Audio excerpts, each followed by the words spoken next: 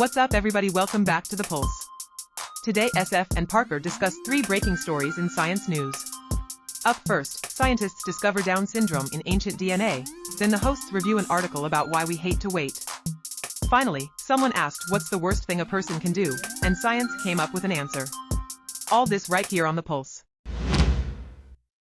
Okay, an international team of researchers analyzed ancient DNA and found evidence of chromosomal disorders, including the first potential case of Edward syndrome from prehistoric remains. They identified 6 cases of Down syndrome and 1 case of Edward syndrome in ancient human populations from Spain, Bulgaria, Finland, and Greece, dating back as far as 4,500 years. The individuals with these conditions were buried with care and with special grave goods, so valuables, indicating that they were valued members of their societies. Using new statistical model, researchers screened DNA from approximately 10,000 ancient human remains to detect these cases. The study sheds light on the presence of these conditions in ancient populations and suggests that individuals with chromosomal disorders were integrated into their communities.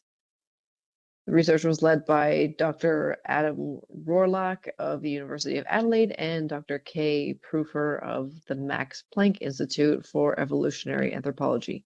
It makes me happy to know that back then, people that were different were valued. But then it also makes me sad that people nowadays that are like that aren't necessarily valued because the society doesn't fit for them. And yeah, what happened?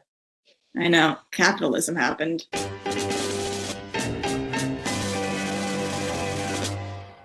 This one, okay. Scientists reveal why we hate to wait. A marketing professor named Annabelle Roberts at Texas McCombs is delving into how the urge for closure impacts impatience in her recent research. And I don't mean inpatients like at a hospital. I mean impatience like I have no patience for this. Short fuse type impatience. She's examining how impatience shapes both decision-making and emotional responses during periods of waiting. So one study conducted with researchers from the University of Chicago highlights how the desire for closure influences the timing of tasks, prompting individuals to prioritize activities that offer closure sooner.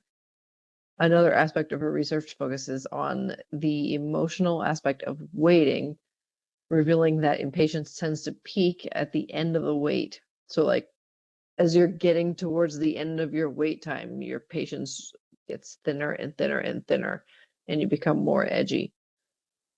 She's also proposing strategies to better manage waiting experiences and is actively working on interventions to help people cope with impatience while waiting. I have super, you don't want to be with me if we're in a grocery store and there's a long line. You just go wait in the car. You don't want to be with me. I'm not a nice person. I get set off when I'm in line.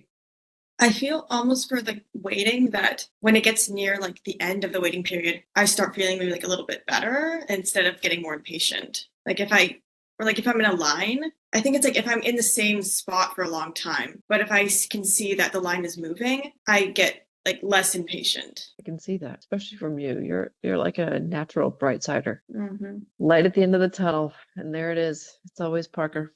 But then there are times where depending on what I'm waiting for, that once it gets really closer, I start getting more anxious about the thing. I'm oh, it's taking forever. And it's oh, the thing's almost right there. I'm crap, if I'm waiting in a line at the grocery store or whatever, I need to get my money out. And I'm I was just sitting there waiting, not really doing much all that time. And then I'm oh crap, it's right now. I'm I could have done all that stuff before, but I didn't. Yeah, so I wonder then, is that a similar type of feeling then, impatience and anxiety? Are those similar responses in that waiting situation? Curious. I don't know. Something I can think about. Okay, the last story. Someone asked, what's the worst thing you can do? And science came up with an answer. Okay. This I thought was kind of fun. The worst thing you can do, according to a study published in the Journal of Experimental Social Psychology, is to divulge someone else's secrets. Dr. Ina Hart, an assistant professor of management at George Mason University found that revealing secrets, even when perceived as the right thing to do, leads others to view you negatively. Research conducted on Reddit threads and surveys revealed that people are generally reluctant to disclose other secrets due to fear of being disloyal or dishonest. I mean, obviously, that's why you don't want to tell someone's secret. It's because of what people might think of you, right? Or you might get caught, and then what's that person going to think? But the study suggests that managers should avoid creating situations where employees feel pressured to share secrets about each other, as it can negatively impact work culture. I can see that.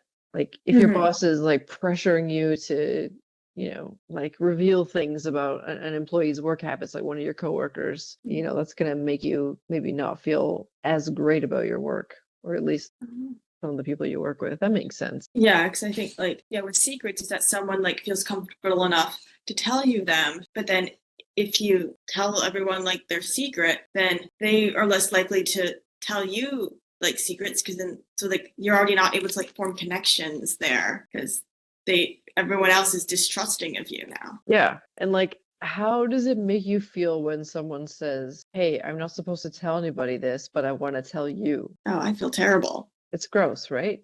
Uh-huh. Yeah, cool. Well, that's that. Science news today on the Pulse. That does it for this week's episode of The Pulse. Join us next week when we discuss the best first jobs. As always, if you have questions or ideas to discuss, or if you'd like to be a guest on the show, send an email to voa@pacificaautismfamily.com. We look forward to more of your great questions. Thanks for listening. Don't forget to like, share, and subscribe. See you next time.